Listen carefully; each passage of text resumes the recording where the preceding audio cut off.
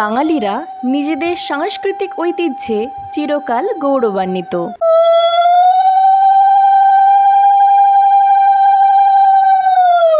চলুন প্রথমে দেখে নেই কালিয়া নাচ, পরে এই নাচ সম্পর্কে বিস্তারিত তথ্য জানা যাবে।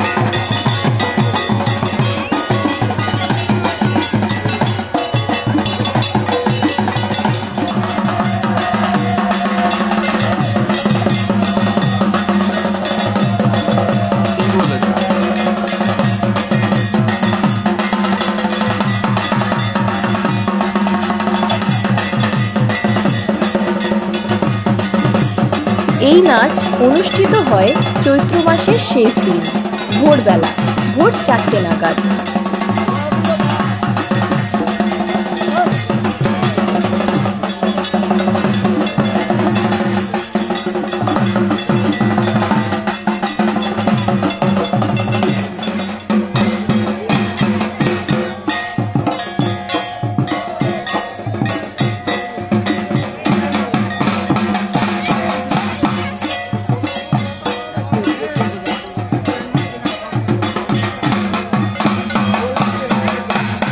যে দুজন সন্ন্যাসী মা কালী এবং মা চণ্ডী রূপে নাচ করবেন তারা শেষ 3 দিন সম্পূর্ণরূপে উপোস থাকেন।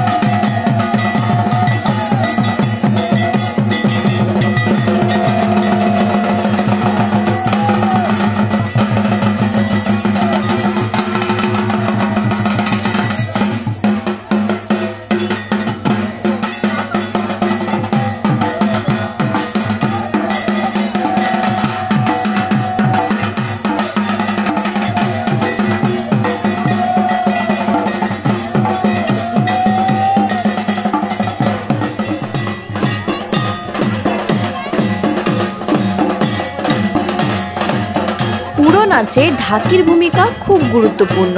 নাচের ভিতরে ঢাকি পরিবর্তন হয় কিন্তু নৃত্যশিল্পী একই থাকে।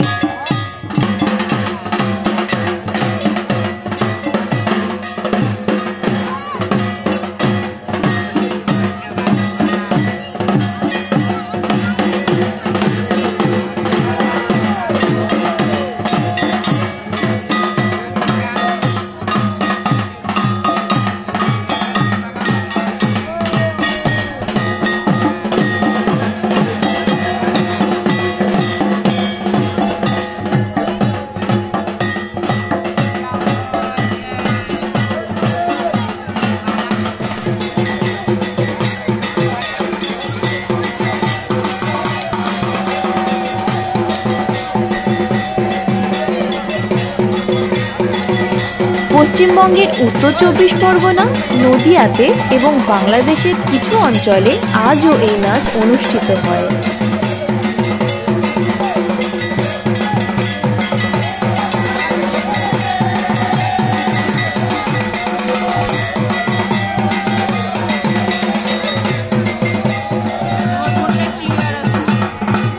কালিয়া নাচ নিয়ে কোনো বইতে তেমন কোনো লেখা খুঁজে পাইনি, ইন্টারনেটেও তেমন কোনো তথ্য চোখে পড়েনি। শুধু এক প্রজন্ম থেকে আর এক প্রজন্মে ঐতিহ্যের ধারা বয়ে চলেছে।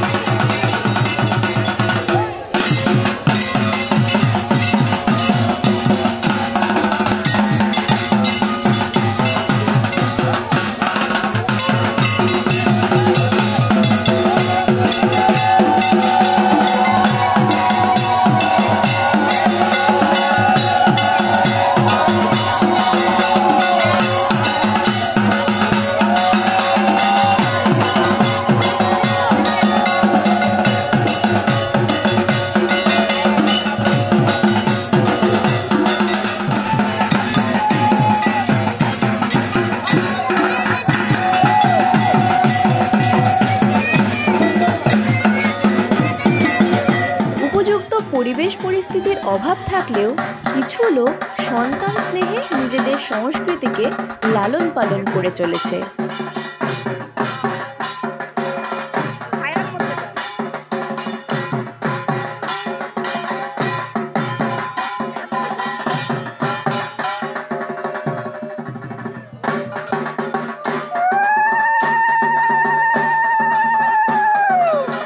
চৈত্র মাসের 10 থেকে 15 তারিখ নাগাদ কিছু পুরুষ সন্ন্যাসী হওয়ার জন্য পুজো দিয়ে নিজেদের গোত্র ছেড়ে শিব গোত্রে পরিবর্তিত হন।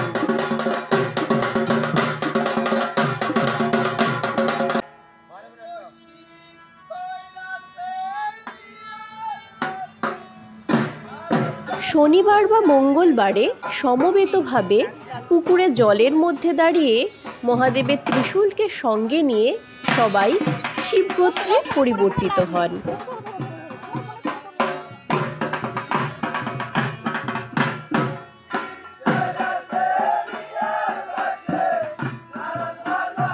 কালিয়া নাচ হওয়া পর্যন্ত সম্পূর্ণ নিরামিষ খাওয়া দাওয়া, মাটিতে শোয়া, পরিবার ছেড়ে আলাদা থেকে সন্ন্যাসীরা সাংসারিক জীবন থেকে বিচ্ছিন্ন হয়ে যান।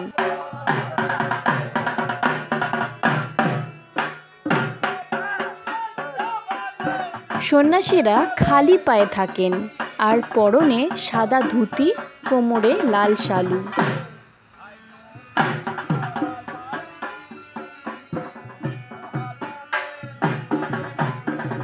ভীষণ রকম ডেডিকেশন না থাকলে এত পরিশ্রম করে নিজেদের সংস্কৃতিকে রক্ষা করা যায় না।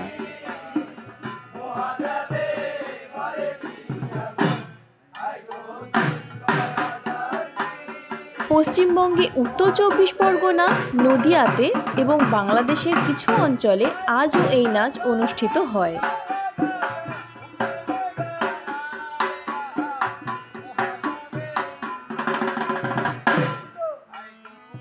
কালিয়া নাচের মাধ্যমে নিজেদের ভক্তি উজাড় করে দেওয়ার আগে 15-20 দিন ধরে সন্ন্যাসীরা মহাদেবের গানের সাথে এলাকার বাড়ি বাড়ি গিয়ে এরকম নাচ করেন।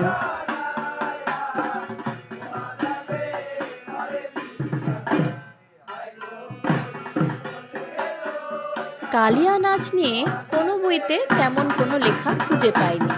ইন্টারনেটেও তেমন কোনো তথ্য চোখে পড়েনি। শুধু এক প্রজন্ম থেকে আর এক প্রজন্মে ঐতিহ্যের ধারা বয়ে চলেছে।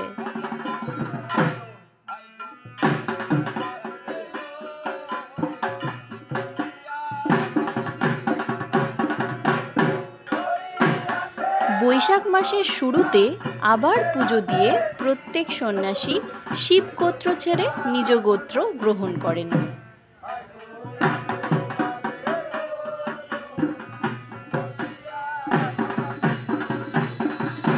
একটি সন্ন্যাসীর দলে মোটামুটি 20 থেকে 25 জন ভক্ত থাকেন।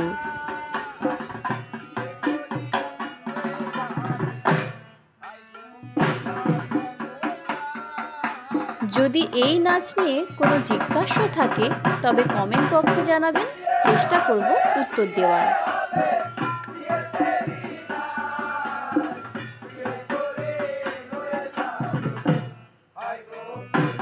আপনার মূল্যবান সময় দেওয়ার জন্য ধন্যবাদ। যদি ভালো লেগে থাকে লাইক করে দেবেন, সাবস্ক্রাইব করে নেবেন। ভালো থাকবেন, সুস্থ থাকবেন। ফিরে আসবো নতুন কোনো ভিডিও নিয়ে।